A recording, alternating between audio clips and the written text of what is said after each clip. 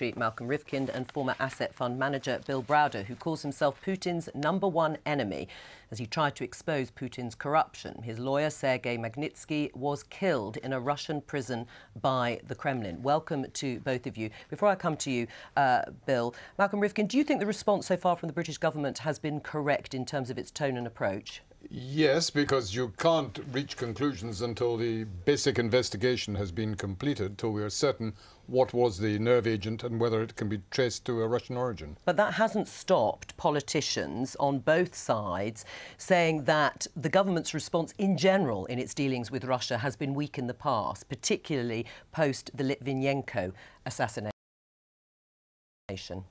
I think governments always try to see if they can both respond but also maintain some opportunity for dialogue because of the wider issues that are always relevant, like counter-terrorism policy, policy on nuclear weapons and issues of that kind. But I have to add, if it is established in this case that it was clearly of Russian origin and that the Kremlin is the most likely explanation for this, then I think the consequences have to be very severe. Well, what would they be? Cutting off all diplomatic ties? Ultimately, you have to consider that, because if, following on the Litvinenko affair, if it is established, to our satisfaction, that Putin directly or indirectly was responsible for this, then in effect he is behaving like a rogue state.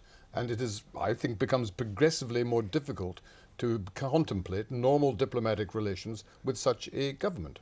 Bill Browder, what has been your experience with Russia in terms of your business dealings? Well, what I've learned about Putin, what I've learned about Russia is that it is a criminal enterprise. It's a criminal state. It's not a country as we know it. Vladimir Putin is one of the richest men in the world. He's worth $200 billion. He's gotten that money from extracting it through extortion and graft and theft from his country. He keeps that money all over the world, and his main objective is to stay in power and to keep his money safe in the West.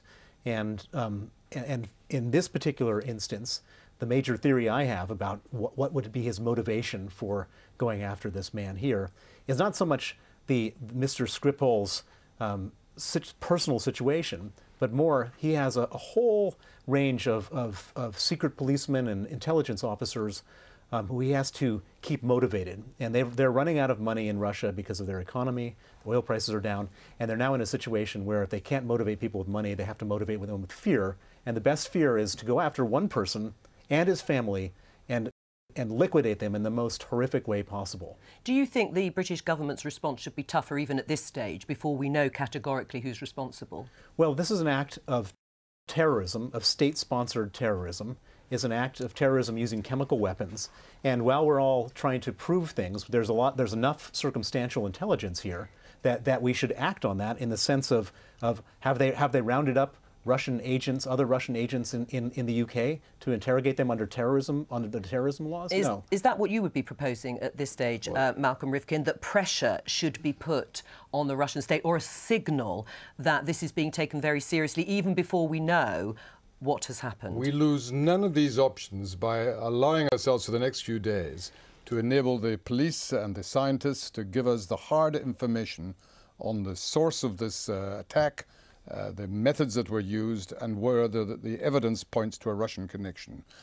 Nothing will be unavailable in a few days' time that is available today. That's not exactly true. When you have a crime, all the evidence of the crime starts to disappear as time goes on. And if you act on it immediately, and it took them 4 days to take this thing seriously.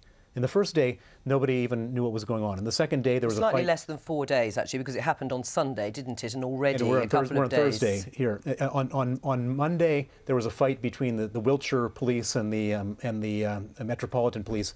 It was only until last night that this whole thing got serious. May I say, I stand to no one in my respect and support for what Bill Browder has done in relation to Russia. He's a fantastic guy, but I have to differ from him on this particular matter. In any criminal investigation, however serious, from 9/11 onwards, I mean, the Americans didn't, within 24 hours, start taking action against the Taliban and invading Afghanistan.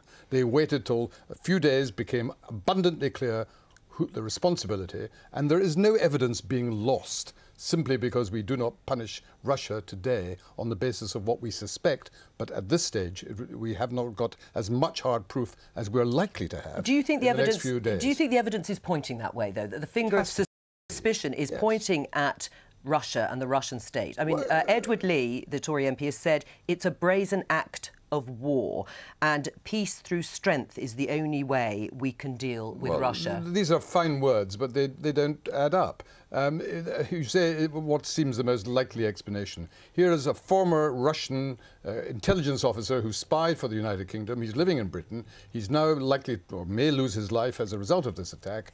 Where else is the responsibility to lie? Now, it could be Putin. It, in theory, could be rogue elements in the Russian intelligence services operating with the Russian criminal elements in London. Putin himself might be behind that. We just do not know. Hopefully, we will know a lot more as this investigation proceeds. Right, but will we know a lot more? I mean, it will be very difficult, won't it, to trace exactly whether or not Putin was behind it. You don't need 100% evidence.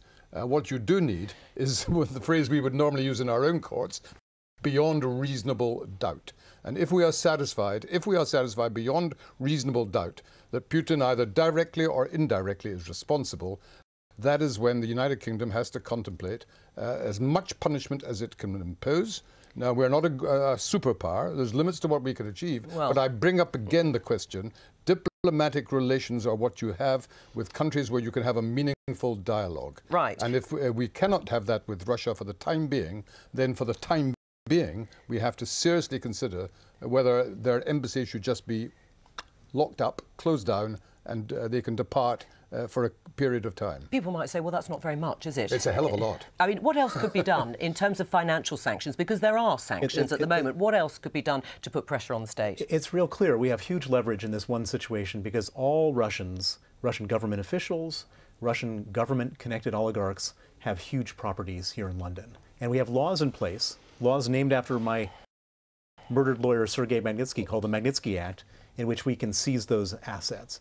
And we should seize those assets, and I'm telling you that seizing those assets would have a dramatic effect, because after Litvinenko, effectively we did nothing. We kicked out a few diplomats, they kicked out a few diplomats, and then we all came back together. That is not going to prevent, that's not going to prevent them from doing this type of thing. But what will is if their assets get seized. Well, we already have new laws now that if people have a level of wealth in this country that they cannot explain having obtained legitimately, then we can expropriate their assets. And I agree with Bill. Well, has anyone been? Has anyone had their assets? The courts have just been in the process of giving the first authorizations to now. What I'm saying, Russian oligarchs. Well, I don't know the detail. There was no Russian oligarchs yet. What I'm saying is, I agree with Bill.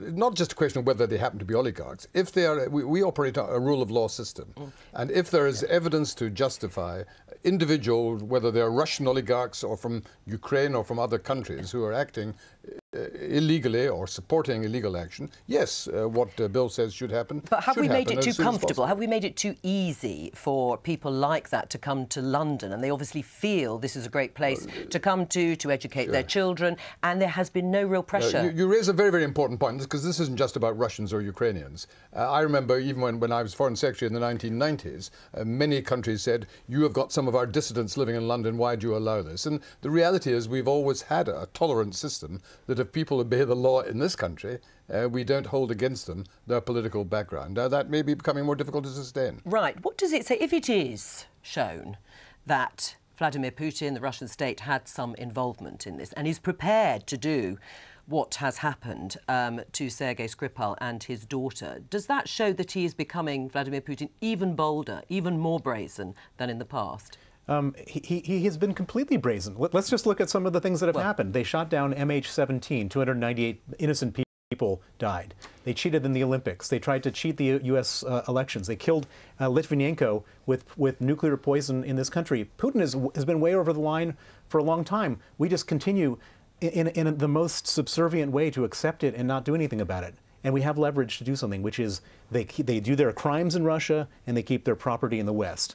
And they care about that property in the West. Do you think it was a weak response following Litvinenko? Well, I think, no, I don't actually. I mean, I think that all the steps that were taken, I know from my own recollection, that it led to a very, very deep rupture with Russia. Now, I hear what Bill says, and I wish I could believe that simply confiscating a few buildings and a few assets in London will change Russian foreign policy. Bill seems to think it will do. He may be right. I can't say he's wrong. Certainly he's wrong, but I just doubt it, frankly. It doesn't sound that Putin will be quaking in the Kremlin because a few buildings in London are expropriated. That doesn't mean they shouldn't be, but let's not assume that somehow that is the magic elixir. It won't necessarily change anything. Well, we know that he cares about money more than he cares about human life. And we also know, in the case of these asset sanctions, these asset freezing sanctions, he cares about it very profoundly because the law that I was responsible for getting passed in America, the Magnitsky Act, he sent his own emissary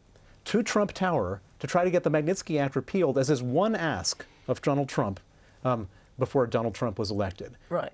And so I wouldn't underestimate the power of going after his property. And certainly all these diplomatic tools, these tools of cutting off relations, they don't work. The kicking out ambassadors or whatever, that doesn't work. What does work, though, is going after their personal financial interests. How scared are you? Well, I live in a state where they've been after me. They've threatened me with death, with kidnapping, with arrest, with extradition. I'm probably their #1 target among foreigners. Right. So not in a very good position, personally. I mean, Malcolm Rifkind, when you say we could lock the door, close the embassies, beyond that, what would the robust response look like? It could be a combination of what Bill is saying, plus the diplomatic action, plus other remedies that are available. But let's not kid ourselves. A country the size of Russia and as powerful as Russia, there is no either single act or combination of acts that can quite literally force them to change their policy. That's not the real world any more than you could do that with the United States or with China or other countries of that size and of that power. So what we have to do is to be rational. We have to use such levers as we have, including the ones that Bill mentions. But at the end of the day, if Putin judges that his own priorities still make sense to behave in such a disgraceful way, well, it's bad news for the world as a whole. Right. But Britain by itself cannot make a fundamental change in Russia. It would require a concerted international response, including the United States, including many other countries, all being prepared to act jointly. Right, but in the meantime, you're in fear for your life, are you? I don't live in fear, but they're after me for sure. OK, what would you suggest, looking at this from the outside, that is really going to do anything to exert pressure on the Russian state? Well, I think we've got to establish the facts first, and then if there is a link, the question is what you do. I think the room for manoeuvre is actually quite limited for the UK government acting unilaterally. I think there is something about property, because actually Russian money coming into our property market has been massively distorting. So it not only will benefit us in terms of foreign policy, but I think actually will benefit the property market domestically. But I think the big thing is, will it have any impact? And I fear it won't, because in the end, only multilateral action across the EU, ironically, would put us in a position where we could actually bite, and so the Russian government might change its behaviour. But I worry that Britain just acting on its own, even if it is a combination and package of things, in the end, won't fundamentally change the behaviour of the Russian state. Thank you both very much. I have to finish it there. Now,